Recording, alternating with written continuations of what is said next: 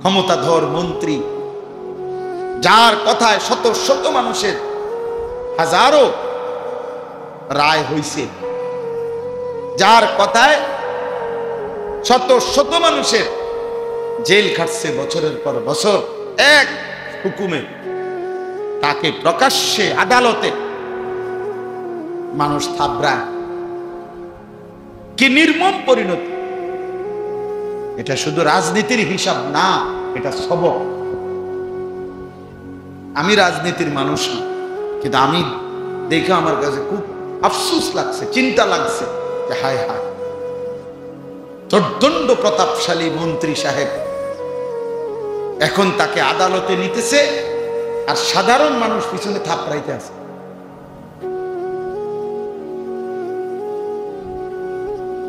ঠিক দুনিয়াতে এত বড় বেইজ্জতি, নাফরমানের আখিরাতে কি হবে? পাপীদের আখিরাত কি হবে যদি আল্লাহ মাফ না করে, যদি তওবা না, যদি তওবা না, তাহলে বুঝাই গেল অহংকারী, পাপী, জালেম দুনিয়াবাসীও যদি তাগরে ঠিক মতো পায়, তাইলে থাবড়াইতে দেরি করে না, তো আখিরাতের ফিডাটা কেমন ফিডাটা? দুনিয়াতে সে কি পরিমাণ ঘৃণিত, আল্লাহর কাছে সে কি পরিমাণ ঘৃণিত। ঘৃণিত। এজন্য গুনাহ ছেড়ে দেন, নাফরমানি ছেড়ে দেন। প্রত্যেকে, জওয়ান কিংবা বুড়া, একজন কিংবা 10, গুনাহ ছেড়ে দেন, আল্লাহর নাফরমানি ছেড়ে দেন। আজকে 77 বছর ধরে এই গাজা, ফিলিস্তিনের মুসলমান নির্যাতিত। কোন দেশ, ইউরোপ, এই জাতিসংঘ এরা সমাধান দিবেন? এটা এই 77 বছরে পৃথিবীর বহু সমস্যার সমাধান হয়েছে, কিন্তু এটা মুসলমানের বিষয় দেখা এটার সমাধান, কারণ এই বেঈমানরা সমাধান দিবে না। আমেরিকার বাফেও আমাদের সমাধান দিবে না, কোনোদিনও দিবে না। এগুলো সব ভুয়া, ধোঁকা। আমাদের সমাধান আমাদের আল্লাহ, আমাদের সমাধান, আমাদের বিজয় আমাদের আল্লাহই দিবেন, এবং নির্দিষ্ট সময়ে নিশ্চিত। 950 বছর পরে নূহ আলাইহিস সালামের জাতি ধ্বংস হবে, এটাও তারা ভাবে নাই, কিন্তু 950 বছর কষ্ট দিছে নূহ আলাইহিস সালামকে। একদিন দুই দিন মনে করেন, 950 বছর পরে হলেও যেহেতু জালেম, পাপী ধ্বংস হয়েছে, অতএব কথাই ইয়াকিন রাখতে হবে, জালেমের পতন নিশ্চিত। সময়ের ব্যবধান, সময়ের কি, কাকে আল্লাহ কতদিন পরে ধ্বংস করবে, বেইজ্জতি করবে, সেটা আল্লাহর ফয়সালা, সেটা আমি আপনি জানি না। এটি আমাদের লগে মিটিং করে কোনো কি হয় না, আল্লাহর ইচ্ছা। কার পতন কখন হয়? ফেরাউনের পতন যতদিনে হয়েছে, নমরুদের পতন কোনো অতদিনে হয়েছে না। বুঝেন নাই? সব জাতি অবাধ্য সমান সময়ে ধ্বংস হয় নাই, সব জালেম সমান সময়ে ধ্বংস হয়। কেউ 48 বছরে ধ্বংস হয়েছে, কেউ 16 বছরে ধ্বংস। 16 বছর পরেও কেউ ভাবে নাই, আগের দিন না, ফজরের পরেও কেউ বলতে পারে নাই যে আগামী ঘন্টা 4 পরে 11টা, 11:30টার দিকে, জোহরের আগে ভাগ্যা যাইবে, এটা কেউ বোঝে না, কেউ ভাবে না। কেমনে বাঁচবো, কোন সিস্টেমে বাঁচবে, কেউ বোঝে না। বাগজে আরে সবাই কইছে ভাগ্যা গেছে, এবার হই হই রই রই, এবার আনন্দ। তাইলে পতন নিশ্চিত, বরবাদি নিশ্চিত, জুলুমের পতন হবেই, অন্যায়কারী ধ্বংস হবে। এই ইসরায়েল, এই ইন্ডিয়া আজকে জুলুম করতেছে, মোদিরও শেষ আছে, কিন্তু আল্লাহর শেষ নেই। ট্রাম্পেরও কি হবে, শেষ হবে, কিন্তু রবের কি হবে না? নেতানিয়াহু, ওই বেঈমানও একদিন শেষ হবে, কোনো সন্দেহ নেই, কোনো সন্দেহ। এজন্য আল্লাহ তাআলা যেহেতু আছেন, থাকবেন, কাজে বিজয় আজ কিংবা কাল, সফলতা মুমিনেরই হয়, ইমানদারেরই। শেষ পর্যন্ত মুমিনের সম্মান থেকে যায়, বেঈমান নাফরমান পৃথিবীতে হারিয়ে যায়। ওই জুনায়েদ বাগদাদির আমলের, ওই বাগদাদের কোন ধনী ব্যক্তির নাম পৃথিবীর কেউ বলতে পারবে না, কিন্তু জুনায়েদ বাগদাদির নাম সবাই জানে। রাবেয়া বসরির আমলে কোন সুন্দরী নারীর নাম কেউ জানে না, কিন্তু রাবেয়া বসরির নাম সবাই জানে, জানে না? হ্যাঁ। বাইজিদ বুস্তামির আমলে বড় পয়সাওয়ালা কে ছিল কেউ জানে না নাম, কিন্তু ওনার নাম সবাই জানে। তাহলে পৃথিবীতে ইমানদারি টিকে থাকে, সেজদাওয়ালা, তাকওয়াওয়ালা, আল্লাহকে রাজি খুশি করছে যে সেই শেষ পর্যন্ত কি টিকে থাকে। কোন নাফরমান, কোন বেঈমান, কোন হারামখোর, কোন বেহায়া নারী টিকে থাকে, টিকে থাকে, টিকে থাকে। আহা, ক্ষমতাধর মন্ত্রী, যার কথায় শত শত মানুষের হাজারো রায় হইছে, যার কথায় শত শত মানুষের জেল খাটছে বছরের পর বছর এক হুকুমে, তাকে প্রকাশ্যে আদালতে মানুষ থাবড়ায়। কি নির্মম পরিণতি! এটা শুধু রাজনীতির হিসাব না, এটা সবক।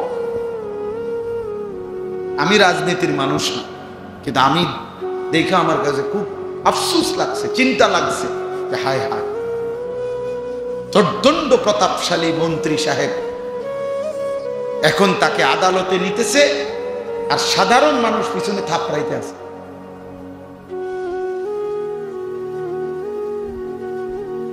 ঠিক ঠিক ঠিক। দুনিয়াতে এত বড় বেইজ্জতি, নাফরমানের আখিরাতে কি হবে? পাপীদের আখিরাত কি হবে যদি আল্লাহ মাফ না করে, যদি তওবা না, যদি তওবা। তাহলে বুঝাই গেল, অহংকারী, পাপী, জালেম দুনিয়াবাসী যদি তাগরে ঠিক মতো পায়, তাইলে থাবড়াইতে দেরি করে না, তো আখিরাতের ফিডাটা কেমন ফিডাটা? দুনিয়াতে সে কি পরিমাণ ঘৃণিত, আল্লাহর কাছে সে কি পরিমাণ ঘৃণিত, ঘৃণিত। এর জন্য গুনাহ ছেড়ে দেন, নাফরমানি ছেড়ে দেন। প্রত্যেকে, জওয়ান কিংবা বুড়া, একজন কিংবা 10 জন, গুনাহ ছেড়ে দেন, আল্লাহর নাফরমানি ছেড়ে দেন। আল্লাহ তাআলা কোরআনুল কারীমের মধ্যে বলছেন, এই যে দেখেন আমি যে 3টা আয়াত পড়ছি, 17 নম্বর পারা, 22 নম্বর সূরা, সূরা হজ, এই সূরার 3টি আয়াত। আল্লাহ তাআলা বলেন, ওয়াইদ বাওয়ানা লিইব্রাহিমা মাকানাল বাইত। আল্লাহ তাআলা বলেন, স্মরণ করুন হে নবী, যখন আমি আল্লাহ আমার প্রিয় বন্ধু, আমার নবী ইব্রাহিমের জন্য আমার ঘর কাবা পুনর্নির্মাণ করার আদেশ দিয়ে আমি পুরো অবস্থানটা, ঘরের নকশা, সীমারেখা সব কিছু যখন আমি আল্লাহ ঠিক করে দিলাম, আল্লাহ বলেন এই জমিনের মধ্যে আমি আল্লাহ সর্বপ্রথম মানুষের জন্য প্রথম কি বানাইলাম? ইন্না আউওয়ালা বাইতিন বুদিআ লিন-নাসি লাল্লাযী বিবাক্কা। আল্লাহ বলেন এই জমিনে প্রথম আমি মানুষের জন্য বানিয়েছি ইবাদতের ঘর, কাবা। কাবা তাহলে মানুষকে, পৃথিবীতে মানুষের আসার পরে, জন্মের পরে, বুঝ হওয়ার পরে, এই পৃথিবীতে এক মানুষের প্রথম পরিচয় ইবাদত। আল্লাহ বলেন আমি মানুষের জন্য জমিনে প্রথম বানাইছি ঘর। কিসের ঘর? ইবাদত, কাবা। আমাদের জীবনের প্রথম ডিউটি ইবাদত। ইবাদত বিহীন আল্লাহর গোলামি বিহীন, বন্দিগি বিহীন খোদার কসম জীবন কোনো জীবনই না।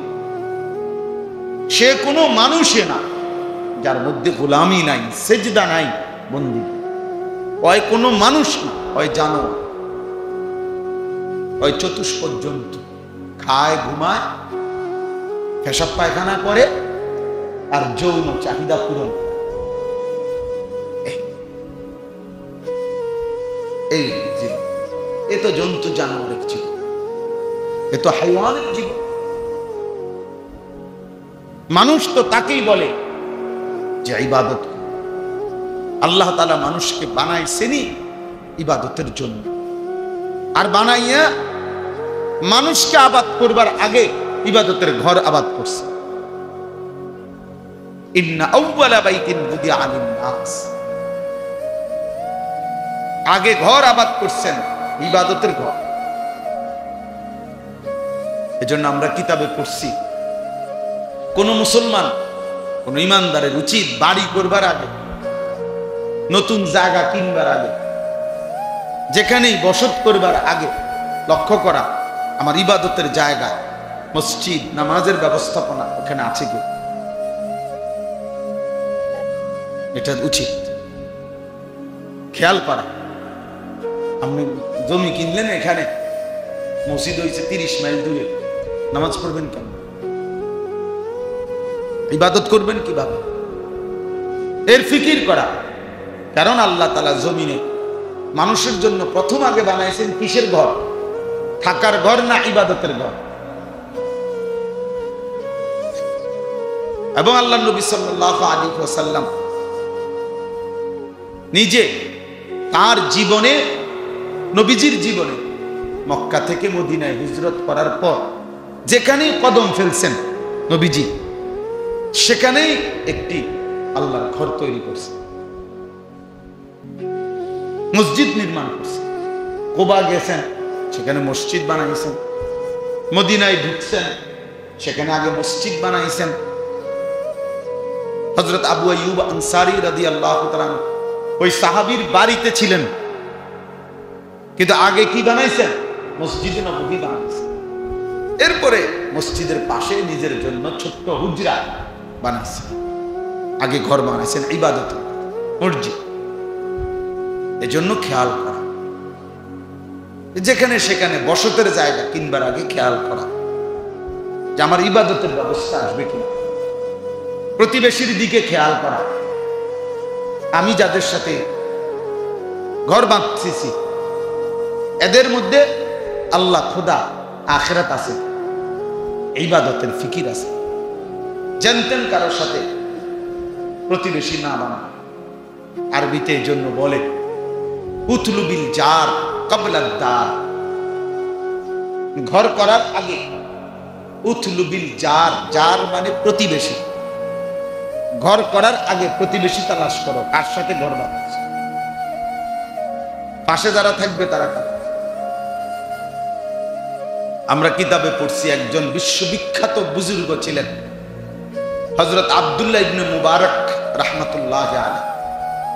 আব্দুল্লাহ ইবনে মুবারক অনেক বড় আল্লাহওয়ালা বুজুর্গ, মুহাদ্দিস, ফকিহ ছিলেন তিনি। তো ওনার বাড়ির পাশে লাগোয়া যে জায়গাটা ছিল, যার বাড়ি, সে ছিল একজন ইহুদি।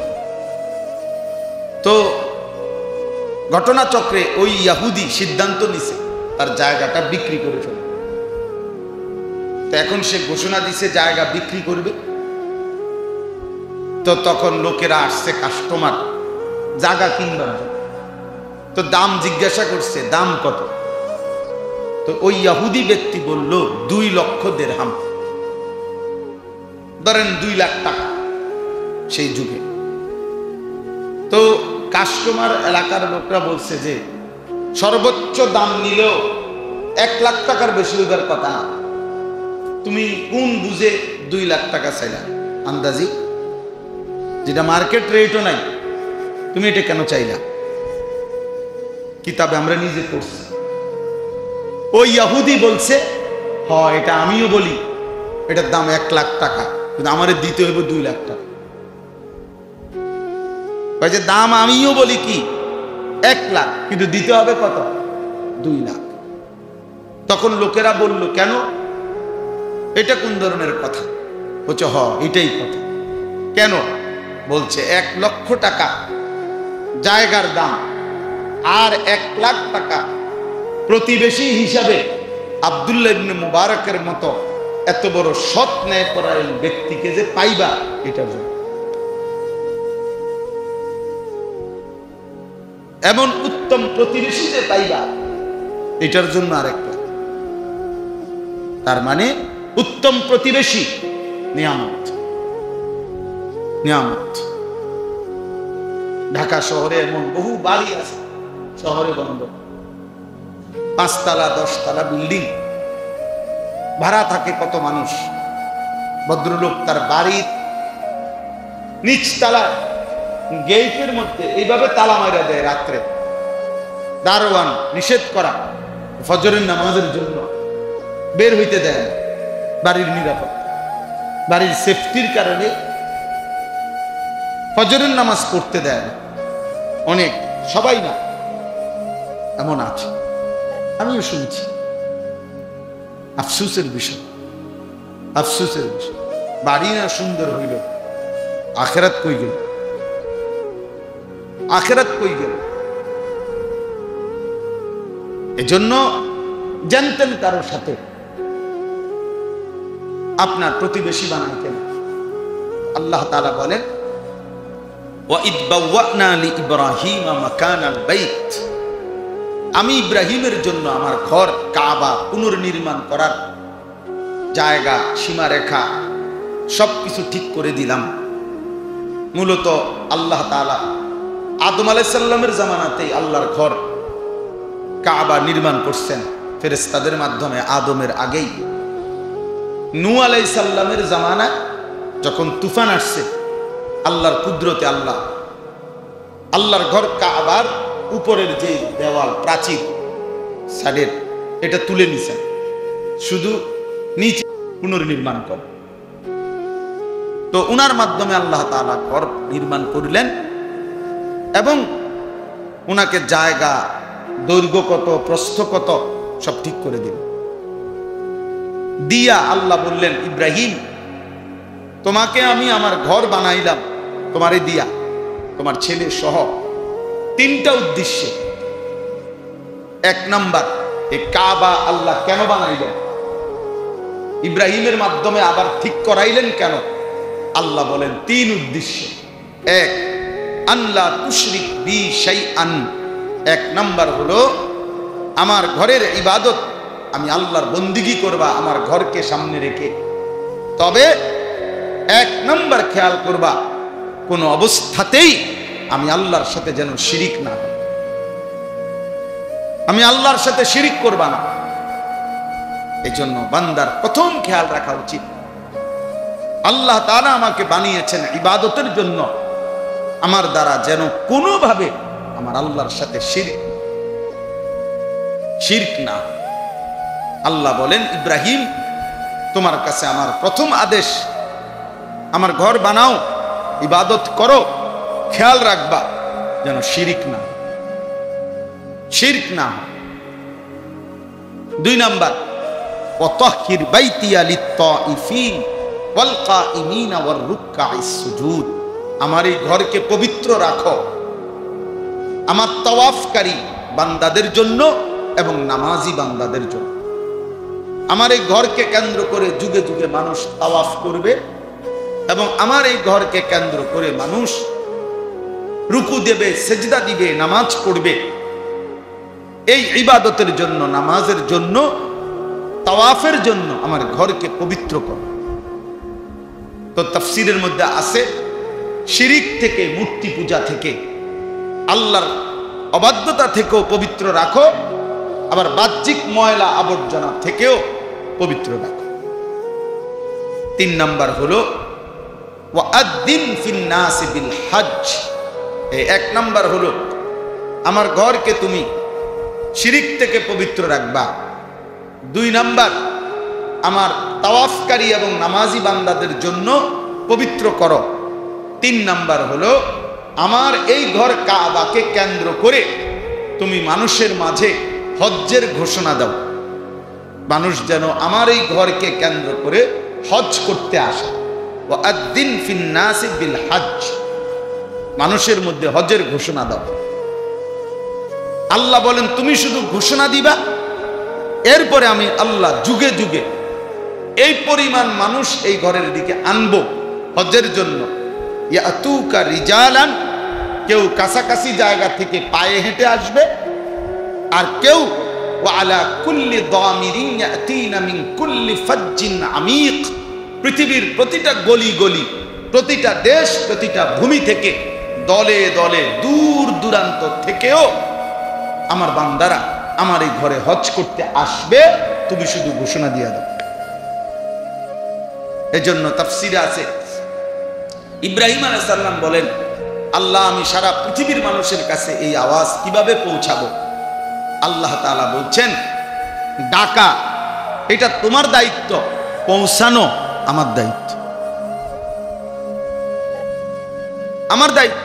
ওয়া আলাইয়াল বালাগ, পৌঁছানো আমার দায়িত্ব। তুমি ডাক দাও, তুমি ডাক দাও। তো ইব্রাহিম আলাইহিস সালাম ডাক দিয়েছেন। তাইলে এই কাবা মক্কা শরীফে যেটা ইব্রাহিম আলাইহিস সালামের মাধ্যমে আল্লাহ তাআলা বানিয়েছেন, তিন উদ্দেশ্যে। এক নাম্বার, যেন শিরক না হয়, বরং আল্লাহর ইবাদত হয়। দুই নাম্বার, এই ঘর যেন পবিত্র থাকে তাওয়াফকারী এবং নামাজীদের জন্য। তিন নাম্বার, এই ঘরে যেন আল্লাহর শ্রেষ্ঠতম ইবাদত হজ পালন হয়। এজন্য আলহামদুলিল্লাহ আমাদের প্রিয় নবী সাল্লাল্লাহু আলাইহি সাল্লামের চূড়ান্ত পবিত্রকরণের মাধ্যমে নবীজির সেই জামানা থেকে আজ পর্যন্ত এই তিন আমল, শিরিক মুক্ত এবং ইবাদত, নামাজ, বন্দিগি এবং হজ আল্লাহর ঘরে হচ্ছে, ইনশাআল্লাহ কিয়ামত পর্যন্ত হতে থাকবে। এই মুহূর্তেও আল্লাহর বান্দারা সারা পৃথিবী থেকে, আমাদের বাংলাদেশ থেকেও আলহামদুলিল্লাহ হাজী সাহেবরা ইতিমধ্যে গত 29 তারিখ থেকে পৌঁছে গেছে, যাচ্ছে প্রতিদিন। এখন প্রতিদিন ফ্লাইট হচ্ছে, আমাদেরও ফ্লাইট 28 তারিখ ইনশাআল্লাহ। তো আল্লাহর বান্দারা যাচ্ছে। তো আপনাদেরকে এই হজ্জের পবিত্র মাসে হৃদয়ে আল্লাহর ঘর জিয়ারতের আগ্রহ যেন জাগে, এই জন্যই আয়াত করছে। এই কথাই শেষ কথা, হৃদয়ে যেন একজন মুসলমানের আল্লাহর ঘরের প্রতি আগ্রহ জাগে। আহা, অনেক মুসলমান আছে যাদের উপরে হজ ফরজ, কিন্তু পৃথিবীর সব কিছুর ব্যবস্থা করছে। 3 ফুটের বিদেশ যাইতে 8 লাখ করে 3 8 24 লাখ টাকা এই বুড়া মিয়া ব্যবস্থা করছে। বিল্ডিং এর যাবতীয় খরচ এবারটা ব্যবস্থা করছে। এই পর্যন্ত না হলেও 20 শতক 30 শতক জমি কিনতে গিয়া যখন যত টাকা লাগছে সব উনি ব্যবস্থা করছে। কিন্তু নাফরমান আজ 60 বছরও বললে হজ্জের জন্য 6 লাখ টাকা ব্যবস্থা, এটা বললে তার কাছে এটা আসমান পরিমাণ মনে, এটা তার কাছে পাহাড় পরিমাণ মনে করতে। আমরা গরিব বুড়াবা মানুষ, আমরা করতে হজ করব। ফুট বৈদেশ পাঠাইছেন কেমনে, বাইক বিল্ডিং করছেন কেমনে, বাড়ির কোনা দিয়ে যে জমি 10 শতক কিনছেন, এটি আল্লাহ দেখছে না? কথা কয় না, এগুলো আল্লাহ দেখে নাই, এগুলো জিজ্ঞেস করবে না। তাহলে কোন ব্যক্তির কাছে মনে করেন, একজন ব্যক্তির, এই একটা উদাহরণ শুধু শুনে, মনে করেন একজন ব্যক্তির কাছে 10 শতক জমি আছে, তার বাড়ির না, বসত না, বসত ব্যতীত 10 শতক জমি আছে তার। এই 10 শতক জমির থেকে যদি 3 শতক 4 শতক বিক্রি করে হজের টাকা হবে, সংসারও চলবে এই 1.5 মাস, গড়ে 1.5 মাস হজের টাইম যাইতে আইতে। এটা প্যাকেজেই 40-42 দিনের। এখন যদি কিছু অংশ জমি বিক্রি করে, যার দ্বারা হজ্জের টাকা সংসারের কয়দিনের খরচের টাকা হবে, স্বাভাবিক খরচ। আবার আসলে ফিরে আইলে বাকি জমি যে দূর আছে ওদ্দূর দিয়েও ইচ্ছা করলে সংসার চলবে। এরকম একজন ব্যক্তি যদি আর কোনো আয়ও না থাকে, ফুতের টাকা না, বাজারের দোকান নাই, ব্যবসা নাই, চাকরি নাই, কিচ্ছু নাই, শুধু জমি আছে, যে জমির একাংশ বিক্রি করলে হজ্জের টাকা হবে এবং সংসারের খরচ চলবে, ফিরে আসলে বাকি জমিটা দিয়া সংসার চলতে পারবে, এই শুধু এটুকু জমি থাকার কারণেও ওই ব্যক্তির উপরে আল্লাহর কসম হজ করা ফরজ।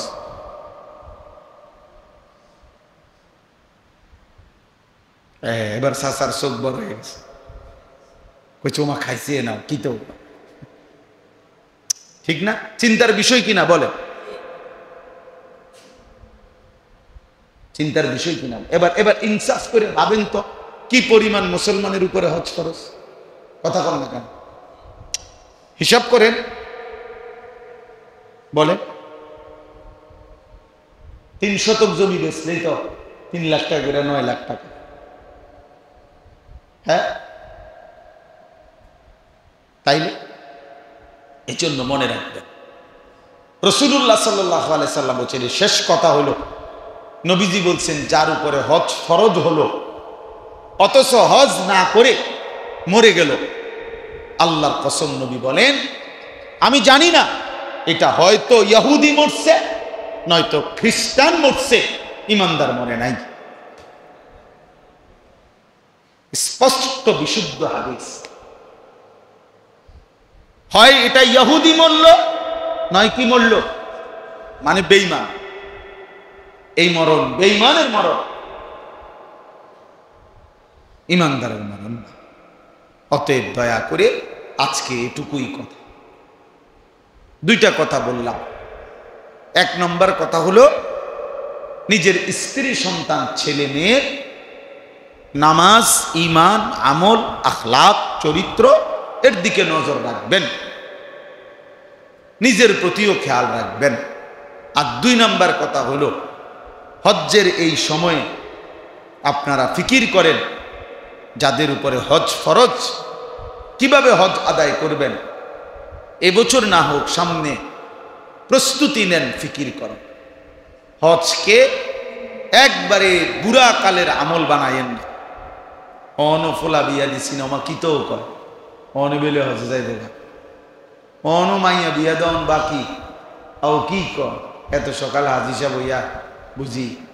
হ্যাঁ, মানে হিসাব হইল কি, অন জিফুত বিয়া দিছি না, এত সকাল বুঝি বাটফারি ছেড়ে দেবো, কি কন আমি হাউজের থেকে আইলে তো ভালো হয়ে যাওয়ার লাগবে। এবার নিয়ত হইলে এত অল্প বয়সে ভালো হতো, বয়স যখন 150-200 বছর হইব, একদম গিরা গাড়ি জোড়াজারি যখন ছেড়ে দিব শুনলে, এ সময় হজে যাবে, যাতে করে আইসা আর গুনাহ করে না, কারণ আর টেম্পারে নাই, এই জন্য এই জন্য গুনাহ, আর এই বলে নাই না। আল্লাহ আমাদেরকে হেফাজত করেন, আল্লাহ আমাদের প্রত্যেককে আল্লাহর ঘর জিয়ারতের তৌফিক দান করেন। একটা কথা মনে রাখবেন, যেই চোখ, যেই মুমিনের চোখ আল্লাহর ঘর দেখে নাই, কাবা, মদিনার রওজা দেখে নাই, আমি সব সময় বলি, হায় সেই চোখ কি দেখলো। ওই চোখ যেন কিছুই দেখে নাই, যে চোখ মালিকের ঘর দেখে। ওই চোখ যেন কিছুই দেখে নাই, যে চোখ মদিনার সবুজ গম্বুজ দেখে নাই। ওই চোখ যেন কিছুই দেখে। এই পৃথিবীর বাকিগুলো দেখে আর লাভ কি হবে? রবের ঘরই দেখলাম না, বন্ধুর রওজাই দেখলাম না। আল্লাহ আমাদেরকে তৌফিক দান করে, আল্লাহ আমাদেরকে কবুল করে নেন। যারা গেছে, যারা যাবে, আল্লাহ তাআলা তাদের হজকে কবুল করেন। আমাদের ছেলে এক ওয়াক্ত নামাজ পড়ে না, আমনে হেতের লেগে দোয়া আছে, হুজুর আল্লাহর রহমতে তারার লেগে কত জমি কিনছি, দোয়া করে। কীর্তন কিনছেন, কেন কিনবেন আপনি? আখিরাত বর্জন করে দুনিয়া সাজাইবার কি অর্থ আছে? যে দুনিয়া সাজাইলেন সেই দুনিয়া আপনিও থাকবেন না, সন্তানও থাকবেন। তাইলে যদি আজকে এমন হইতো যে যা আমি কষ্ট করে যাক, আমি মরছি, আমার ফুত তো আর মরতো না, আমার জি তো আর মরবে না, তো ঠিক আছে না, তারাও তো মরে যাবে, তারাও তো মরে যাবে। যদি তারাই মরেই যায়, এরাও যেহেতু চলে যাবে, তাহলে কেন আমি শুধু দুনিয়া সাজাইলাম? আমার জন্যই আমি কি করলাম? বাচ্চার জন্যই কি করলাম? এই জন্য আল্লাহ নবী সাল্লাল্লাহু আলাইহি ওয়াসাল্লাম বলেন, মা নাহালা ওয়ালিদুন ওয়ালাদাহু মিন নুহলিন মিন আদাবিন হাসান। কোন মা বাপ তার সন্তানকে সবচেয়ে বড় উত্তম উপহার যা দেয় তা হচ্ছে উত্তম আদব, উত্তম আখলাক, উত্তম জিন্দেগি। যে মা বাবা তার সন্তানকে দিয়ে যায়, রাসূলুল্লাহ সাল্লাল্লাহু আলাইহি সাল্লাম বলেন, সেই মা বাপ তার সন্তানকে সর্বোত্তম উপহার দেয়। কোন মা বাবার সার্থকতা এটা, যে তার সন্তানকে, বিবি বাচ্চাকে আদাবুন হাসান, উত্তম আদব শিক্ষা দিয়েছে, আখলাক শিক্ষা দিয়েছে, জিন্দেগি চিনায়া দিছে, আল্লাহর পরিচয়, আখিরাতের পরিচয়, সন্তানের পরিচয়, মালিক চিনায়া দিছে, মুনিব চিনায়া দিছে, মুনিব। কোনো বাবা যদি 60 বছরও উপার্জন করে যায়, এরপরও সন্তান বাবার মৃত্যুর পরে উপার্জন বন্ধ করে না, সে আবার রোজগার করে, তাহলে পৃথিবী উপার্জন এটা একটা পৃথিবীর আল্লাহর কুদরত, ধারাবাহিক ধারা, চলমান ধারা। আমনে মূল্যে কোনো আমনের ফুতে কামাই রোজগারি বন্ধ করে দিবেন, সে আবার উপার্জন করবে। তো আর তাইলে আমি যে দুই করতে পারি করলাম। এরপরে যদি এমন হইতো যে আমি থাকতেই আমার পরে পৃথিবীতে উপার্জন বন্ধ হয়ে যাবে, অথচ বাচ্চাটা থাইকা যাবে, তাহলে আমার পরে আমার সন্তান বিপদে পড়ে যাবে, আর তো কামাই রোজগারি পৃথিবীতে থাকবে না। তাইলে না একটা কথা ছিল যে আমি থাকতে আমার জি ফুতেরও পরবর্তী 60 বছরের সব কিছু গুছাই দিয়ে যাইতে হবে। এটা কি বিষয় বলেন? আমরা মৃত্যুর পরে পৃথিবীতে আর উপার্জন হবে না, তো তাইলে আর সমস্যা কি?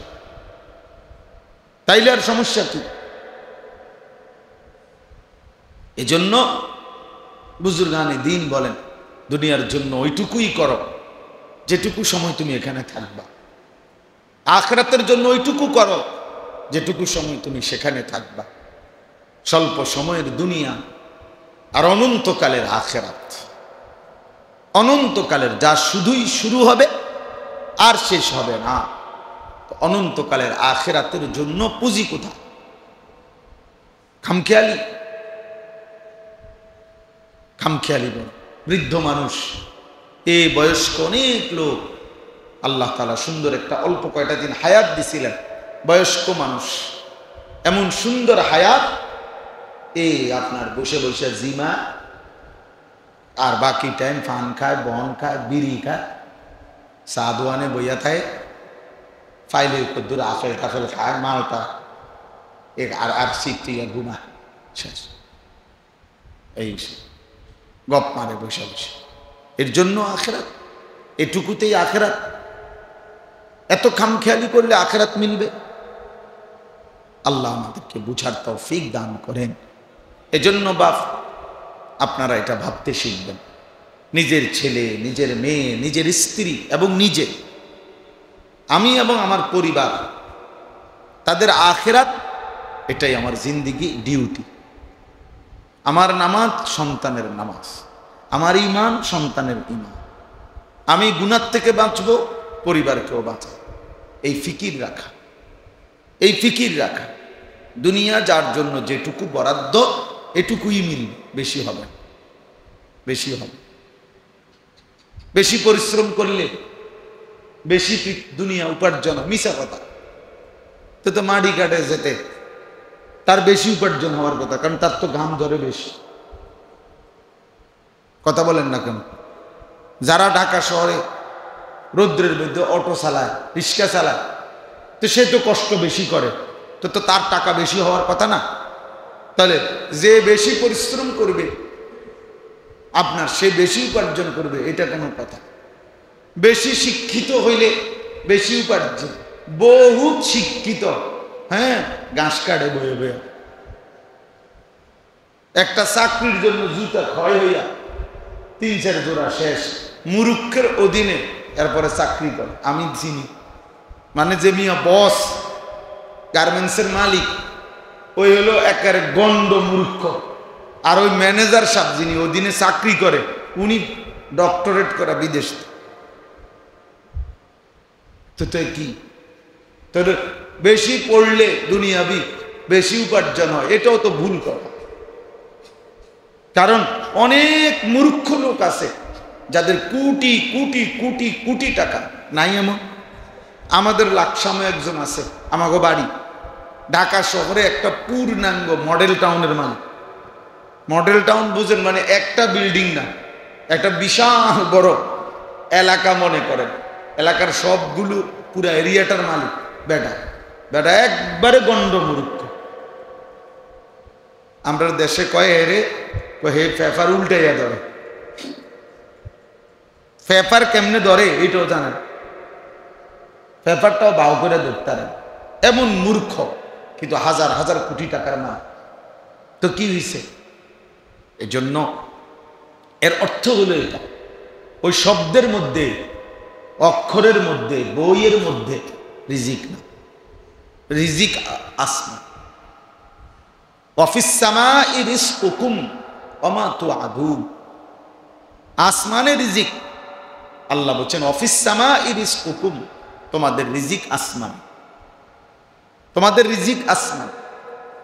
অর্থাৎ ওইখানে আল্লাহ তাআলা যার জন্য যা বরাদ্দ করেন, এটা একদম সহজ বিষয়। এটা মানলে জীবন একদম সহজ, যে আমার জন্য তাই আসবে যা আমার জন্য আল্লাহ তাআলা বরাদ্দ করছে। করার বিনিময়ে আসবে যে আমার তকদিরের কোনো, না করার বিনিময়ে আসবে তো আমার তকদিরের মনে। অর্থাৎ যাকে আল্লাহ যেভাবে দিবেন, কে কোথায় নড়াচড়া করবে, আল্লাহ তাআলা এটা সিদ্ধান্ত করা আছে। বলে আমি তাহলে হুজুর কামাই রোজগারি বন্ধ করি, চাই করতে আইয়ে, আপনি বন্ধ করে চান করতে গায়ে, আপনি দেখেন করতে গাছ। অর্থ হইল আপনি পারতেন না, যার জন্য যখন যেই মুহূর্তে সে কোথায় থাকবে এটা তো আল্লাহর ফয়সালা আছে। তো কাজে আপনি কাম না কইরা আপনার বাপের ক্ষমতা অনেক হইয়া দেবে, কারণ এইটাই তো তাকদীর। কথা বুঝেন না? এটা তো লেখাই আছে আপনার লাগবে, তা আপনার জন্য লেখাই আছে আপনার রিজিক সৌদি আরব রিয়াদে, আপনি এনে ভাত খাবেন, আপনার বাপে খাবাই তার বললেন, ঠিক এই সময় মতো আপনাকে মালিক কই পাঠাই দিবে, আপনার রিজিকের জায়গা পাঠাই দিবে, কর্মের জায়গা পাঠাই দিবে। এজন্য আল্লাহ তাআলা যার জন্য যেভাবে বন্টন করছেন ওইভাবেই হয়। নাহলে পঙ্গু মানুষ, অসল মানুষ, অক্ষম মানুষ, ওরা খায় কেমনে? ওর জন্য আল্লাহ এভাবেই লিখে রাখছেন কার মাধ্যম হইয়া খাবো, কে খাবো। আমি অনেক সময় বলি যে অনেকেই মনে করে উপযুক্ত বয়স হয়ে গেছে কিন্তু বিবাহ করে না, কয়েকজন বউ খাওয়ামো করতে। অপদার্থ এটা বুঝে না যে যেই মহিলাকে আমি বিবাহ করব, মহিলা ওই মেয়েটা তোমার বাড়িতে আসবে, তোমার বউ তো বেডি বুঝি আইয়া লেবে তোমার বাড়িতে, আর বেডির ভাত তরকারি থাকবো বাপের বাড়ি। কথা বুঝেন নাই? আমি যার রিজিক মহিলা, তো মহিলা আইসা করবে ঢাকা, আর মহিলার রিজিক থেকে যাইব কুমিল্লা। মহিলা তো মহিলার রিজিক নিয়েই আসবে, আসবে না? কথা বলেন, যার রিজিক সে তারটা নিয়ে আসবে কিনা, তো সহজ বিষয়। ওই নারী তো তার রিজিক নিয়েই আসবে। এতদিন বাবার মাধ্যমে সে উপার্জন হইতো, আল্লাহ এভাবে সিস্টেম রাখছে, আজকে স্বামীর মাধ্যমে উপার্জন হবে, সেটাই আল্লাহ রাখছে। এ তো সবকিছু সাজানো আল্লাহর এই কায়নাতে, আল্লাহর এই সৃষ্টিতে। আল্লাহ বলছে এক একটি বিষয় অপরিকল্পিত এলোমেলো আল্লাহ বলছে এমন কিছু না, এমন কিছু কি আল্লাহ জাল্লা কিছু না। হ্যাঁ, আল্লাহ তাআলা বলছেন সব কিছু অকুল্লা শাইইন আহসাইনাহু কিতাবা কুল্লুন ফি কিতাবিম মুবিন, কায়নাতের সব কিছু আমি আল্লাহ তাআলা স্পষ্ট তাকদীরের মধ্যে লিখে রেখেছি। ওয়ালা রাতবিন ওয়ালা ইয়াবিসিন ইল্লা ফি কিতাবিম মুবিন, শুকনা কিংবা ভিজা, জলে কিংবা স্থলে, আল্লাহ বলে যেখানে যা সব কিছু আমি আল্লাহ সুস্পষ্ট কিতাবের মধ্যে লিখে রেখেছি। একটা পাখির নড়াচড়া, একটা পিঁপড়ার হায়াত সিদ্ধান্ত করা আছে, যার কারণে পিঁপড়া আমার থেকে বাচ্চা গেছে, ওই মেয়ে আবার টিপ দিয়ে মেরে গেছে। একটা মশার হায়াত সিদ্ধান্ত করা আছে, যার কারণে আমি বাড়ি দিছি আর এটা মরে নাই, উড়ে গেছে, কিন্তু হে বাড়ি দেওয়া নেই, থাপ্পড় দেওয়াতে মরে গেছে। ফায়সালাই এভাবে সিদ্ধান্ত করা সব। এখানে সামান্য পরিমাণ অপরিকল্পিত এলোমেলো নাই। লা তাবদীল লিখালকিল্লাহ, আল্লাহ বলেন আমার সৃষ্টিতে কোনো পরিবর্তন হবে না, কোনো পরিবর্তন হবে না। এই জন্য আমাদের এটা বোঝা উচিত। আপনাদের দিলের মধ্যে ইয়াকিন নেন, নিজের মধ্যেই বুঝেন, নিজের স্ত্রী, নিজের সন্তান এবং নিজে হারামের উপরে জিন্দিগি চালায়। এই বাটপারি সিটারি আয়, এই 2 নম্বরই 3 নম্বরই আয়, সুদের টাকা, কিস্তির টাকা, হারাম টাকা, লোনের টাকা, আল্লাহর নাফরমানি করা টাকা, সুখ হয় না, ইজ্জত হয়। প্রত্যেক সুদখোরকে মানুষ সুদখোরই বলে, সামনে কোকের পেছনে, প্রকাশ্যে বলতে না পারুক, হয়তো ক্ষমতার ভয়ে অথবা কোনো কারণে নাও বলতে পারে, কিন্তু পিছনে হলেও আপনার যেটা আপনি করেন এইটাই মানুষে করে। আরেকটা করেন আপনি সুদখোর, আর মানুষে আপনার ব্যাপারে কেউ যায় মাশাআল্লাহ উনি একজন জোনায়েদ বাগদাদি, আয়ো মানুষে চিরা খায় আর আপনি হুদা ভাত খান। বুঝেন নাই কথা? মানুষ সব চিরা খায়, ওটা ভাত খায়, মানুষে আমাদের চিন্ত না। আমাদের আরবিতে বলে অফিকা উয়ুবুন ওয়ালিন্নাসি আ'য়ুন, আরবি একটা প্রবাদ যে তোমারও দোষ আছে, মানুষেরও চোখ আছে। তোমারও কি আছে, মানুষেরও কি আছে। এখন যে সন্ধ্যা, তো এখন আমনের কেউ কেউ এখন বলবে যে এটা এখন দুপুর, তো তৈলি তো মানুষের চিনবে না কেন? আপনারে চিনবে না কেন? আপনি বাটপার না সিটার, মানুষের চিনতো না কেন? আপনি দিনদার না নেককার, চিনবে না কেন? চিনবে না কেন? অতএব প্রত্যেকটা মানুষ এটা বোঝা উচিত, হারাম করে নাফরমানি করে ইজ্জত মিলে না, সম্মান মিলে না, ঘৃণিতই হয়। কেউ হয়তো বলতে পারে, কেউ হয়তো বলতে পারে না, এতটুকুই। কিন্তু তাকে তার পরিচয়ই মানুষ চিনে, তার পরিচয়ই চিনে। এজন্য আমরা প্রত্যেকে ইনশাআল্লাহ ওই বাচ্চার কথা বলতে গিয়ে বলছি এতগুলো কথা।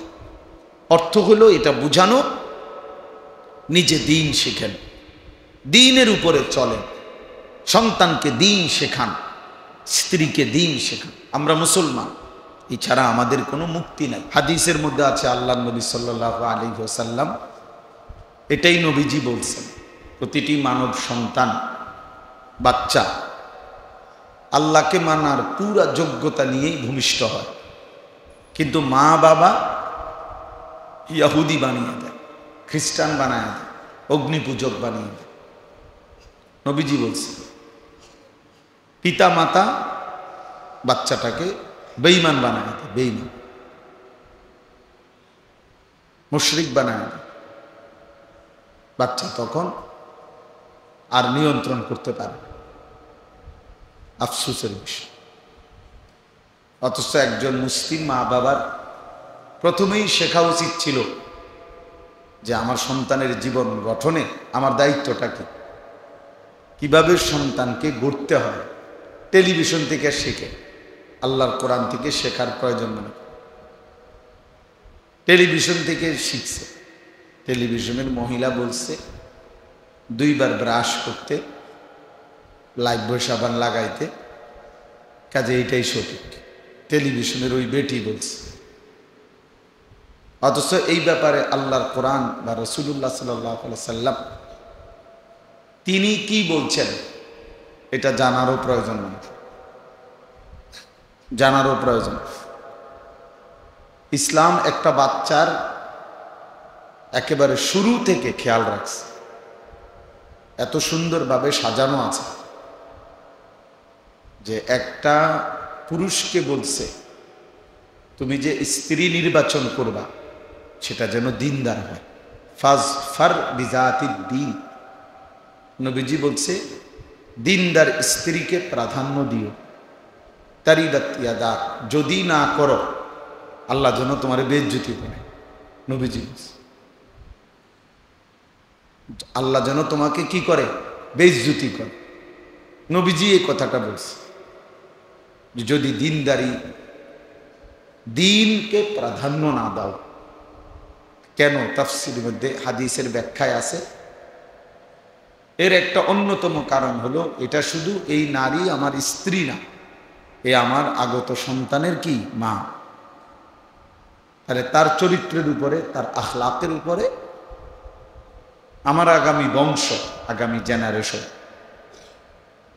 আমার আগামী সন্তানের ভবিষ্যৎ, এইটাই যদি বাজারে ঘুরুন না হয়, মানুষের বেড ঐত্রে দেখাই না হয়, তো এর ঘর থেকে, এর গর্ভ থেকে, গোবর থেকে তো দুর্গন্ধই ছড়াবে, এখান থেকে সুঘ্রাণ আসবে করতে। তো যে নারী বেহায়া, বেপর্দা, যে নারী নিজেকে দেখানো বাইরে এটাই পছন্দ করে, গান, নাটক, সিনেমা, হিন্দি সিরিয়াল, টেলিভিশন, এটা নিয়েই যার জীবন কাটে, সময় কাটে, এই অপদার্থ মহিলার থেকে নেককার সন্তান কিভাবে হবে, কিভাবে হবে? তাইলে ইসলাম বাচ্চার জন্য, বাচ্চার মাকে পর্যন্ত খেয়াল রাখছে। আমার কাছে সুন্দর বই আছে কোরআন সুন্নাহর আলোকে প্যারেন্টিং, মানে পিতা মাতা কিভাবে একবারে জন্মলগ্ন থেকে সন্তানকে গড়ে তুলবে, এটা ইসলামের আলোকে সুস্পষ্ট ব্যাখ্যা আছে। কতদিন দুধ খাওয়াবে, বাচ্চা প্রসবের পরে কি দায়িত্ব, এভাবে ভাঙ্গা ভাঙ্গা একবারে জন্মলগ্ন থেকেই ইসলামের সুনির্দিষ্ট দিক নির্দেশনা দেওয়া আছে। আমাদের মানসিকতা হলো কোরআন থেকে নেওয়া, আল্লাহর দিন থেকে দিক নির্দেশনা নেওয়ার ইচ্ছা, আগ্রহ একদমই কম। টেলিভিশন অতএব দেখা দেখ, এটা করতে দেখছি, এক বাসায় দেখছি দলিল, বুঝেন না? একটা কিছু দিগেবেন যে এইটা আপনি ঘরে রাখছেন কেন, কই দেখলেন এটা? খুব এক বাসায় একদিন বেড়াইতে গেছিলাম এক বাসা, সেখানে এটা দেখে খুব ভালো লাগছে, এই জন্য এটা কিনছি। এটা বুঝি কত হবে? আপনি এক বাসায় দেখছি, আরেক বাচ্চারে দেখছি, আরেকজনের মধ্যে দেখছি। এই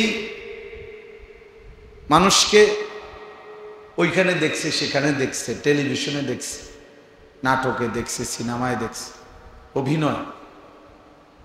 অথচ নাটক, সিনেমা এরা নিজেরাই এটাকে বলে অভিনয়। তো অভিনয় যে ধোঁকা, এটা তো এই শব্দটারই অর্থ। অভিনয় তো আসল না, এটা তো হলো অভিনয় মানে ধোঁকা, এটা বাস্তবতা না, বরং অভিনয়। তো এইটা বাস্তবতা হবে কেন? বাস্তবতা হলো মানুষের আল্লাহ তাআলা যে দিক নির্দেশনা দিয়েছেন সেটা, কোরআন সুন্নাহ। সর্বক্ষেত্রে বিবাহর সময় যদি জেনে নিত যে বিবাহ কাকে বলে আর তালাক কাকে বলে, স্ত্রীকে প্রথম দিন থেকে কিভাবে চালাইতে হয়, কিভাবে সংসার করতে হয়, এটুকু যদি জানতো তো লাখ লাখ তালাকের ঘটনা হতো। কিন্তু না, আল্লাহ কতক্ষণ কোনো নিয়ম নাই, কানুন নাই, কতক্ষণ ফিটালাইছে, কতক্ষণ বাইরে অথবা রাগ উঠছে, 3 তালাক দিয়ে দিছে, দিয়া মায়েরা ধইরা চলে গেছে। শেষে 3 দিন পরে 2 দিন পরে এখন আইসা বে বে করে কান্দে হুজুরদের কাছে, হুজুর 2-3টা বাচ্চা ছোট ছোট, একবারে বেশি ফ্যাস হয়ে যাব, কি করা হুজুর দেখেন না কোনোভাবে, হ্যাঁ জোরাতালি দিয়া মিলাই দেন যায় না, নাহলে একবারে বেশি ঝামেলা হইব। বেশি ঝামেলা হইব, আগে বোঝেন নাই, আগে ভাবেন নাই কেন? আগে ভাবনার দরকার ছিল না? রাগ উঠছে, মানুষের রাগ কি আর কোনো বিষয় ওঠে না? তো অন্যান্য বিষয়, আপনার অন্য কোনো বিষয়ে রাগ উঠলে মানুষ কি এরকম সব ভাঙ্গা চুরা ফেলে? তাইলে এই জন্য দিন শেখা দরকার, দিন শেখা দরকার। তালাবুল ইলমি ফরিদাতুন আলা কুল্লি মুসলিম, এর অর্থ প্রত্যেক মুসলমান মাদ্রাসায় ভর্তি হওয়া ফরজ, এটা না। এই হাদিসের অর্থ কি এটা যে প্রত্যেক মুসলমানের জন্য মাদ্রাসায় ভর্তি হওয়া ফরজ? না না, এটার অর্থ এটা না। প্রত্যেক মুসলমানের জন্য দ্বীনি ইলম অর্জন করা ফরজ, অর্থাৎ মাদ্রাসার নিয়ম মাফিক সিরিয়ালে হোক, আচ্ছা যদি ওইটা না পারেন, আপনার যখন যা প্রয়োজন ইসলাম মতো চলতে গেলে, জীবন চলতে, ওইটুকু কমপক্ষে জেনে নেওয়া, ওইটুকু জেনে নেওয়া, ওইটা ফরজ। এবার আপনি যদি এটা নিয়ম মাফিক মাদ্রাসায় না পড়েও কোনো হক্কানি আলেমে দ্বীন থেকে জেনে নেন, বুঝে নেন, ঠিক আছে, আমার মানা আনা দরকার, বুঝা দরকার। বহু মানুষ জানেন নিজেরা চলতে গিয়ে প্রতিনিয়ত সাংসারিক পেরেশানির কথা শুনলে খুব মায়া লাগে। এক এক মানুষ আমাদের কাছে তো আর বলে না, আমগো কাছে তো বলে, চিঠি লেখে, কাগজ লিখে দেয়, কেউ মেসেজ দেয়, কেউ কথা বলতে চায়, সবাই তো খুঁজাও পায় না। কিন্তু এত আফসোস লাগে, আহারে বেচারা 25 বছর বিদেশ করছে, ও মা বেচারার জীবনটা মানে একটা তুষের আগুনের মতো, কলিজাটা ভিতরে এমনি হয়তো উপরে আছে ভালো, কিন্তু সুখ বলতে কিচ্ছু, সব শেষ করছে। কিন্তু প্রকৃত অর্থে ভালোবাসা, আন্তরিকতা পায়, আন্তরিকতা পায়।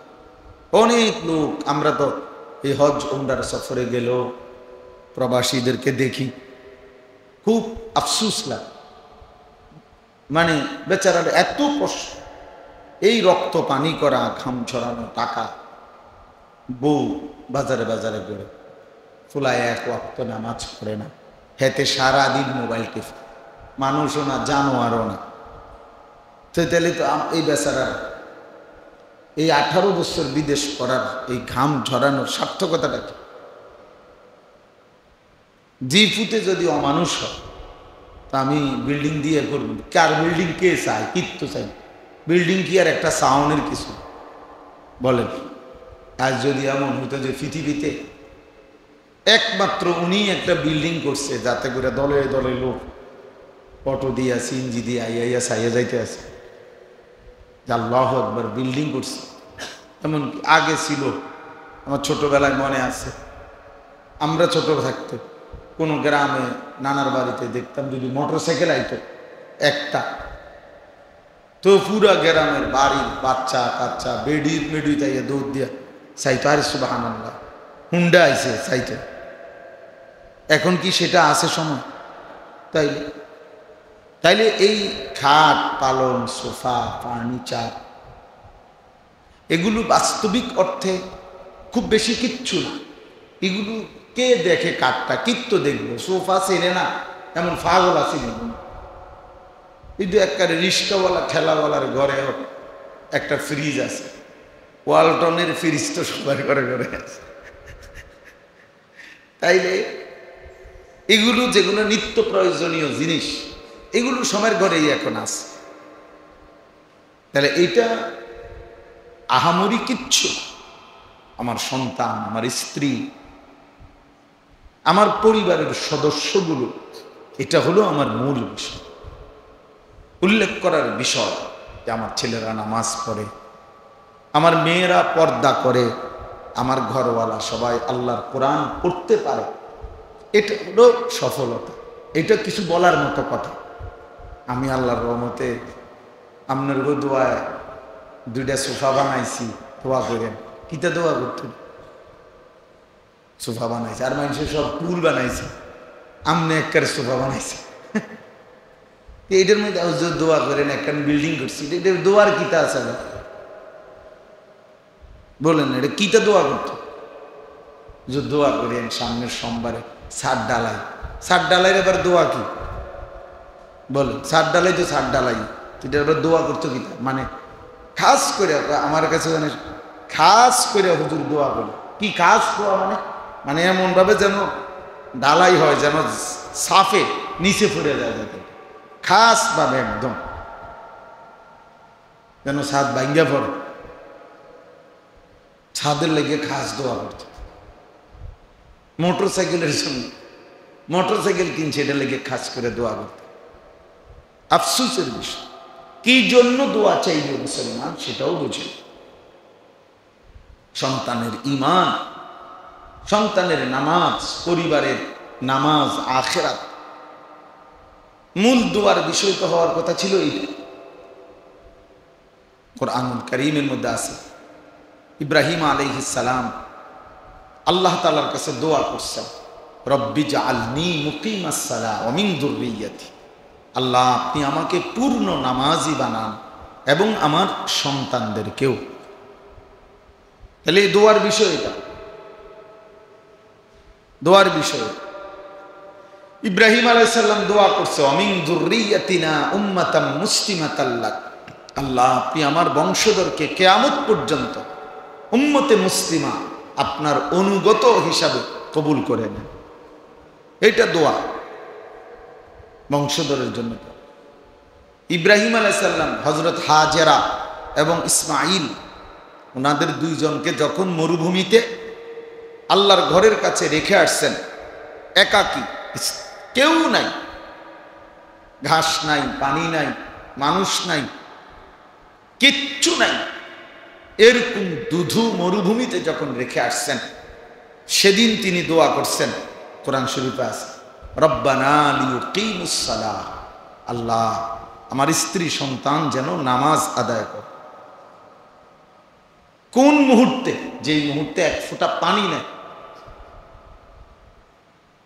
বিছানা নাই, মানুষ, তখনও উনি ফিকির করছেন যে আল্লাহ আমার সন্তান বিবি তারা যেন নামাজ পড়ে। ও বাত্তরকারী আল্লাহ, এগুলো আমি জানি। ওনার ইয়াকিন ছিল যারে আল্লাহ সৃষ্টি করছেন তারা যদি আল্লাহ হায়াত দেয় তো রিজিকও দিবে। যার হায়াত আছে তার কি আছে? রিজিক। এটা সোজা হিসাব, সোজা হিসাব। আর কোনো মানুষে সব বেলা পেট ভরে ভাত খায় না, তো কাজেই কম বেশ হইতেই পারে, কম বেশ হইতেই পারে। কেউই আপনার সব বেলা কি খায় না? পেট ভইরা খায় না। তো কাজে হায়াত আছে তো রিজিকও আছে। ইন্নার রিজকা লা ইয়াতলুবুল আবদা কামা ইয়াতলুবু আজালাহু। নবী সাল্লাল্লাহু আলাইহি ওয়াসাল্লাম বলেন, নিশ্চয়ই কোনো মানুষের মৃত্যু যেমন তাকে তালাশ করে আনে, রিজিকও তাকে সেভাবে তালাশ করে নেয়। আপনার রিজিকই আপনাকে খুঁজে নিবে, খুঁজে নিবে। আপনি ফিকির এত অস্থির হবার কিছু না। তাহলে আমাদের এটা বোঝা উচিত। আপনারাই বুঝেন, 10 জন হোক, 5 জন হোক, একজনেই বুঝেন যে আমার আসলে কর্তব্য কি। কর্তব্য এই যে ছোট বাচ্চা মনে করে এই বাবার কাছে আমানত, আমানত। এক বাচ্চার হাসি সারা পৃথিবীর শ্রেষ্ঠ হাসি। কোনো বাবা কোনো মা যখন ছোট্ট মাসুম বাচ্চার হাসি দেখে, তো এক বাচ্চার হাসি সারা পৃথিবীর সব সুন্দরের চাইতে আমার কাছে মনে হয় কোটি গুণ বেশি সুন্দর। পবিত্র হাসি, গুণামুক্ত হাসি, গুণামুক্ত, কারণ সে মাসুম, সে নিষ্পাপ। তাহলে এই যাকে আল্লাহ তাআলা আমার হাতে দিছিলেন নিষ্পাপ, আমি তারে ধীরে ধীরে নষ্ট করে দেব। তো এটা আমানতের খেয়ানত হলো না? কথা বলেন, আমার জবাবদিহি করতে হবে না? আল্লাহ তাআলা তো মোবাইলে আসক্ত একটা বাচ্চা দেয় না, আল্লাহ তো চরিত্রহীন বাচ্চা আপনারে দেয় না, আল্লাহ তো আপনাকে দুষ্ট বাচ্চা দেয় না, আল্লাহ তো দিছিলেন পবিত্র বাচ্চা। আপনি তারে ধীরে ধীরে কি করে দিলেন? অবহেলা করে। সন্তানের জন্যই উপার্জনের এত ফিকির করে, কিন্তু সন্তানের আখলাকের ফিকির করে না। কি বোকা মানুষ উনি! কোনো মানুষই কিন্তু শুধু নিজের জন্য উপার্জন করে না, মানে আমি আমার জন্য তো টাকা 3000 হইলেই সারে, 5000 টাকা হইলেই সারে। কিন্তু এই যে মানুষ এত কষ্ট করে রোজগারের জন্য দেশে বিদেশে, এর মাকসাদ কি? হে বলে যে আমার বাচ্চা আছে, সন্তান আছে, স্ত্রী আছে, সংসার আছে আমার।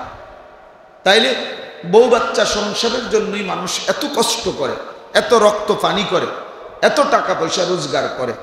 তো যার জন্য আমি এত কষ্ট করলাম, সেই যদি চরিত্রহীন হয়, অমানুষ হয়, আল্লাহ রসুলকে অস্বীকার করে, বেআমল থাকে, তো আমি কি গাছটা কাটলাম? কোন নাফরমানের জন্য আমি কষ্ট করলাম? একজন বাবার তো উচিত এটা বোঝাপড়া করে না, যে ছেলের সাথে কথা বলা, যে আব্বা তুই যদি নামাজই না পড়ো তো তোর মতো জানোয়ারের জন্য আমি কি লেগে রোজগার করতাম?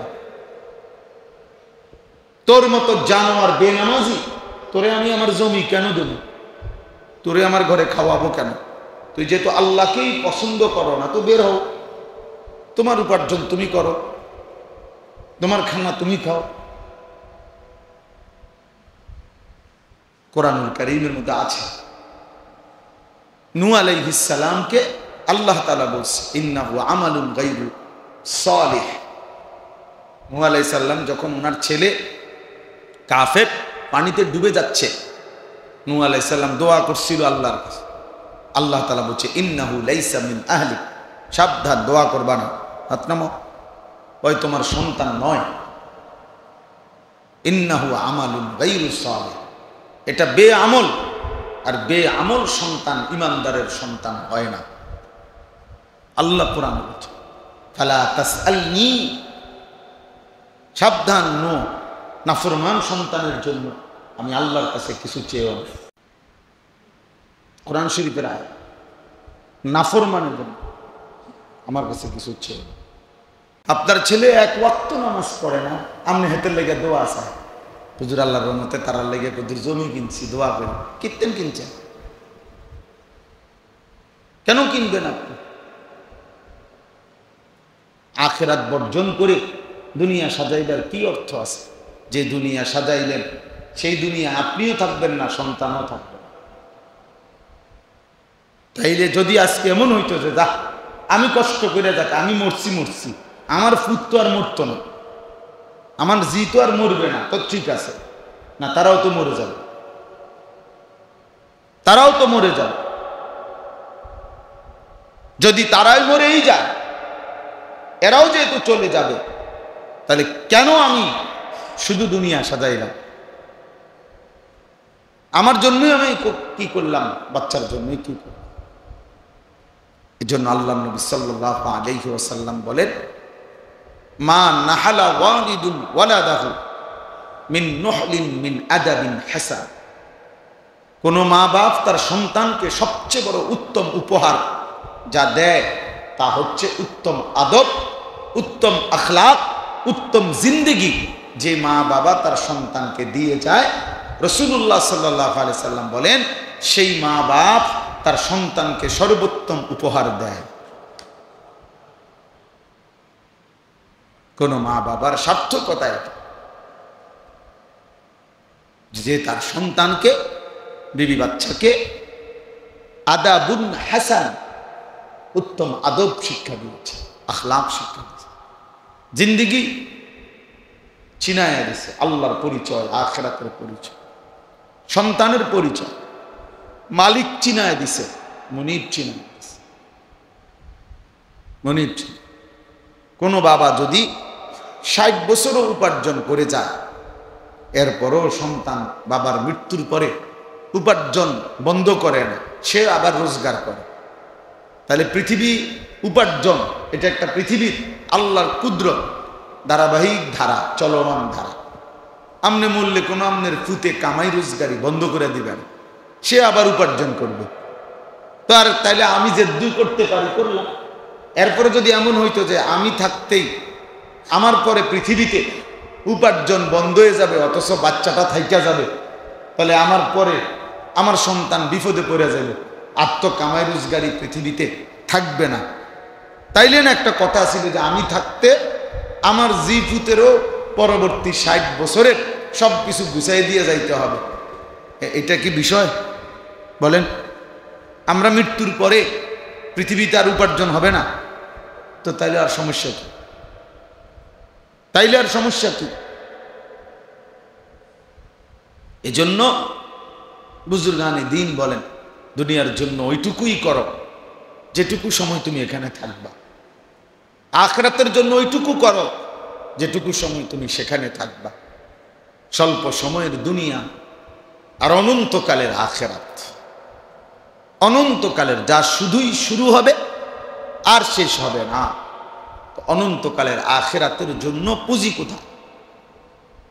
খামখেয়ালি, খামখেয়ালি বল।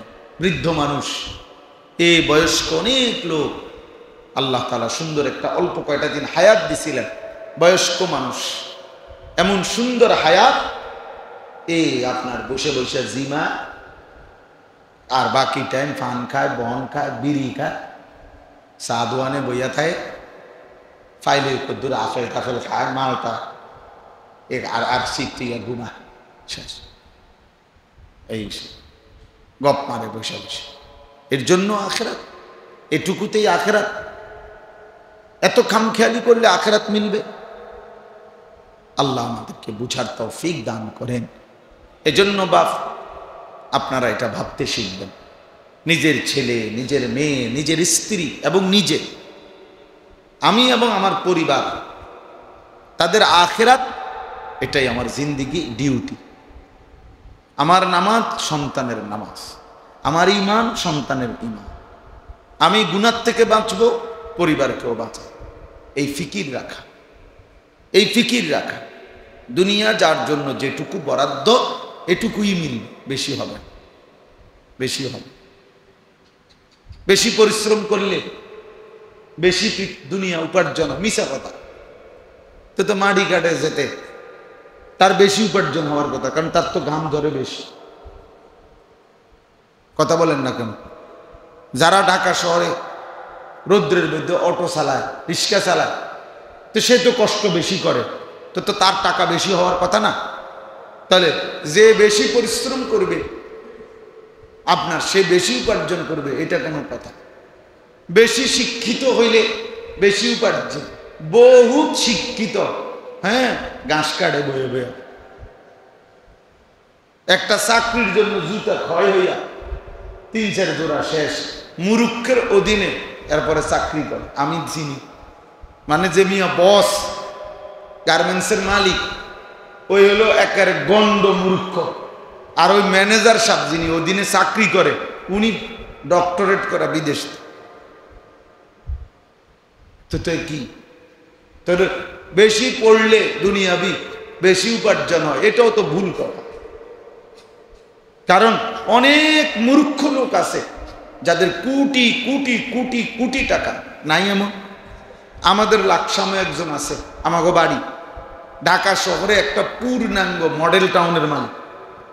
মডেল টাউন বুঝেন, মানে একটা বিল্ডিং না, একটা বিশাল বড় এলাকা মনে করেন, এলাকার সবগুলো পুরো এরিয়াটার মালিক বেটা, বেটা একবারে গন্ডমূর্খ। আমরা দেশে কয় এরে হে পেপার উল্টাইয়া ধরে। পেপার কেমনে ধরে এটাও জানেন, পেপারটাও বাউ করে ধরতে পারে, এমন মূর্খ। কিন্তু হাজার হাজার কোটি টাকার মা। তো কি হয়েছে? এজন্য এর অর্থ হলো এটা, ওই শব্দের মধ্যে, অক্ষরের মধ্যে, বইয়ের মধ্যে রিজিক না, রিজিক আসমান। ওয়াফিস সামাই রিজকুকুম ওয়া মা তুআদুন। আসমানে রিজিক, আল্লাহ বলছেন অফিস সামাই রিজকুকুম, তোমাদের রিজিক আসমান, তোমাদের রিজিক আসমান। অর্থাৎ ওইখানে আল্লাহ তাআলা যার জন্য যা বরাদ্দ করেন এটা একদম সহজ বিষয়। এটা মানলে জীবন একদম সহজ, যে আমার জন্য তাই আসবে যা আমার জন্য আল্লাহ তাআলা বরাদ্দ করছে। পড়ার বিনিময়ে আসবে আমার তকদিরের কোন, না পড়ার বিনিময়ে আসবে তো আমার তকদিরের মনে। অর্থাৎ যাকে আল্লাহ যেভাবে দিবেন, কে কোথায় নড়াচড়া করবে আল্লাহ তাআলা এটা সিদ্ধান্ত করা আছে। বলে আমি তাহলে হুজুর কামাই রোজগারি বন্ধ করি, চাই করতে আইয়ে, আপনি বন্ধ করে চান করতে গায়ে, আপনি দেখেন করতে গাছ। অর্থ হইল আপনি পারতেন না। যার জন্য যখন যেই মুহূর্তে সে কোথায় থাকবে এটা তো আল্লাহর ফয়সালা আছে। তো কাজে আপনি কাম না কইরা আপনার বাপের ক্ষমতা অনেক হইয়া থাকে, কারণ এইটাই তো তাকদীর। কথা বোঝেন না? এটা তো লেখাই আছে আপনার লাগবে, তা আপনার জন্য লেখাই আছে আপনার রিজিক সৌদি আরব রিয়াদে, আপনি এনে ভাত খাবেন, আপনার বাপে খাবাই তার গুণ করেন। ঠিক এই সময় মতো আপনাকে মালিক কই পাঠাই দিবে, আপনার রিজিকের জায়গা পাঠাই দিবে, কর্মের জায়গা পাঠাই দিবে। এজন্য আল্লাহ তাআলা যার জন্য যেভাবে বন্টন করছেন ওইভাবেই হয়। নাহলে পঙ্গু মানুষ, অসল মানুষ, অক্ষম মানুষ ওরা খায় কেমনে? ওর জন্য আল্লাহ এভাবেই লিখে রাখছেন কার মাধ্যম হইয়া খাবো, কে খাবো। আমি অনেক সময় বলি যে অনেকেই মনে করে উপযুক্ত বয়স হয়ে গেছে কিন্তু বিবাহ করে না, কয়েকজন বউ খাওয়ামো করতে। অপদার্থ এটা বুঝে না যে যেই মহিলাকে আমি বিবাহ করব, মহিলা ওই মেয়েটা তোমার বাড়িতে আসবে, তোমার বউ তো বেডি বুঝি আইলে তো তোমার বাড়িতে, আর বেডির ভাত তরকারি থাকবো বাপের বাড়ি। কথা বুঝেন নাই? আমি যার রিজিক মহিলা, তো মহিলা আইসা করবে ঢাকা, আর মহিলার রিজিক থাকতে যাইব কুমিল্লা। মহিলা তো মহিলার রিজিক নিয়েই আসবে, আসবে না? কথা বলেন। যার রিজিক সে তারটা নিয়ে আসবে কিনা, তো সহজ বিষয়। ওই নারী তো তার রিজিক নিয়েই আসবে। এতদিন বাবার মাধ্যমে সে উপার্জন হইতো, আল্লাহ এভাবে সিস্টেম রাখছে, আজকে স্বামীর মাধ্যমে উপার্জন হবে, সেটাই আল্লাহ রাখছে। এ তো সবকিছু সাজানো আল্লাহর এই কায়নাতে, আল্লাহর এই সৃষ্টিতে। আল্লাহ বলছে একটি বিষয় অপরিকল্পিত এলোমেলো, আল্লাহ বলছে এমন কিছু না, এমন কিছু কি আল্লাহ জাল্লা কিছু না। হ্যাঁ, আল্লাহ তাআলা বলছেন সব কিছু, অকুল্লা শাইইন আহসাইনাহু কিতাবা, কুল্লুন ফি কিতাবিম মুবিন। কায়নাতের সব কিছু আমি আল্লাহ তাআলা স্পষ্ট তাকদীরের মধ্যে লিখে রেখেছি। ওয়ালা রাতবিন ওয়ালা ইয়াবিসিন ইল্লা ফি কিতাবিম মুবিন। শুকনা কিংবা ভিজা, জলে কিংবা স্থলে, আল্লাহ বলে যেখানে যা সব কিছু আমি আল্লাহ সুস্পষ্ট কিতাবের মধ্যে লিখে রেখেছি। একটা পাখির নড়াচড়া, একটা পিঁপড়ার হায়াত সিদ্ধান্ত করা আছে, যার কারণে পিঁপড়া আমার থেকে বাচ্চা গেছে, ওই মেয়ে আবার টিপ দিয়ে মেরে গেছে। একটা মশার হায়াত সিদ্ধান্ত করা আছে, যার কারণে আমি বাড়ি দিছি আর এটা মরে নাই, উড়ে গেছে, কিন্তু হে বাড়ি দেওয়া নেই, থাপ্পড় দেওয়াতে মরে গেছে। ফায়সালাই এভাবে সিদ্ধান্ত করা সব। এখানে সামান্য পরিমাণ অপরিকল্পিত এলোমেলো নাই। লা তাবদীলা লিখালকিল্লাহ, আল্লাহ বলেন আমার সৃষ্টিতে কোনো পরিবর্তন হবে না, কোনো পরিবর্তন হবে না। এই জন্য আমাদের এটা বোঝা উচিত। আপনাদের দিলের মধ্যে ইয়াকিন নেন, নিজের মধ্যেই বুঝেন, নিজের স্ত্রী, নিজের সন্তান এবং নিজে হারামের উপরে জিন্দিগি চালায়। এই বাটপারি সিটারি আয়, এই 2 নম্বরই 3 নম্বরই আয়, সুদের টাকা, কিস্তির টাকা, হারাম টাকা, লোনের টাকা, আল্লাহর নাফরমানি করা টাকা, সুখ হয় না, ইজ্জত হয়। প্রত্যেক সুদখোরকে মানুষ সুদখোরই বলে, সামনে কোকার পিছনে, প্রকাশ্যে বলতে না পারে, হয়তো ক্ষমতার ভয়ে অথবা কোনো কারণে নাও বলতে পারে, কিন্তু পিছনে হলেও আপনার যেটা আপনি করেন এইটাই মানুষে করে, আরেকটা করে আপনি সুদখোর, আর মানুষে আপনার ব্যাপারে কেউ যায় মাশাআল্লাহ উনি একজন জোনায়েদ বাগদাদি, আয়ো মানুষে চিরা খায় আর আপনি হুদা ভাত খান। বুঝেন নাই কথা? মানুষ সব চিরা খায়, ওটা ভাত খায়, মানুষে আমাদের চিন্ত না।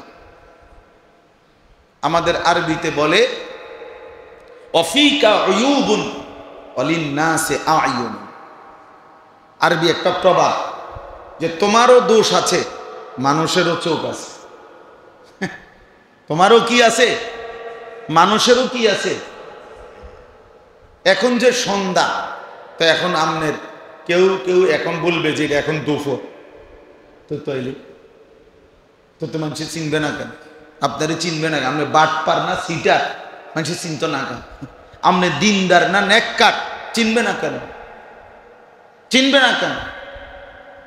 অতএব প্রত্যেকটা মানুষ এটা বোঝা উচিত, হারাম করে নাফরমানি করে ইজ্জত মিলে না, সম্মান মিলে না, ঘৃণিতই হয়।